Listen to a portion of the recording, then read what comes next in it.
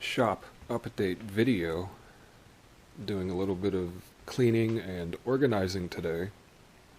Actually, I'm doing a major storage overhaul, going through all of my old paint, throwing out a lot of stuff because it's just been sitting there for so long.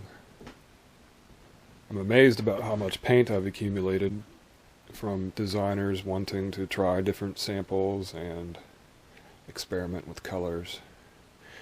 So going through all of this, I'm trying to free up all of this shelf space here on this wall so that I can make room for my new products that are going to show up any day now.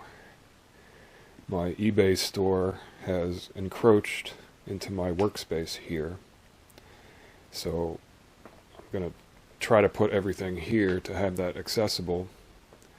And all this old paint, which I rarely need, I don't need to have it accessible, so I'm going to try to find a different space to put that. I'm thinking up on those shelves, which leak a lot because of that chimney there, but I think I'll be able to store the paint cans okay without them getting damaged from the water. So that's what I'm doing. But being able to organize your shop and maximize your accessible storage space and floor space for working is pretty fundamental to having an efficient workspace. So being able to organize efficiently is useful. So I'm going to give you a quick tip here on how I go about doing a major clean. It's almost too simple to make a video for, but it's just something I found helpful. So basically, I start with as many boxes in all different shapes and sizes as I can get. And I hit up a couple stores. I get the farm store next door, and there's a hardware store in town. So between those two places, I can pretty much get as much cardboard as I need. And I use up a lot of it for shipping eBay products. So I go through a lot of scrap cardboard. But having the right size box to store the stuff that you need is really a key factor in being able to organize efficiently. Because what I do when I reorganize my storage is I take everything off the shelf and then go through it again and put stuff back on in a more organized way. But if I have all my boxes laid out, I can start organizing it and grouping it together.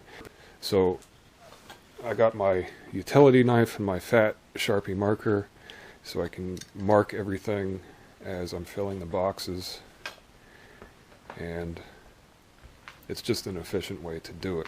I have an attic space that runs the full length here, and I have the garage and a room off to the side of the garage. So I can keep my workspace as clean as I need to and only store the stuff I absolutely have to have here, and everything else can go in an inaccessible room and stacked in boxes where I can get it if I need to. But it's just a strategy, and having the efficient workspace is what pays the bills. So I don't get paid for storing miscellaneous things. So I use all different sizes of boxes, and some of it is used for going through scrap wood. I have just a big crap pile of it right here under the table. So I can use some of these taller boxes for putting scrap material in, so that I can have that accessible. Because right now I'm starting to just bury stuff in there, and it's not really accessible.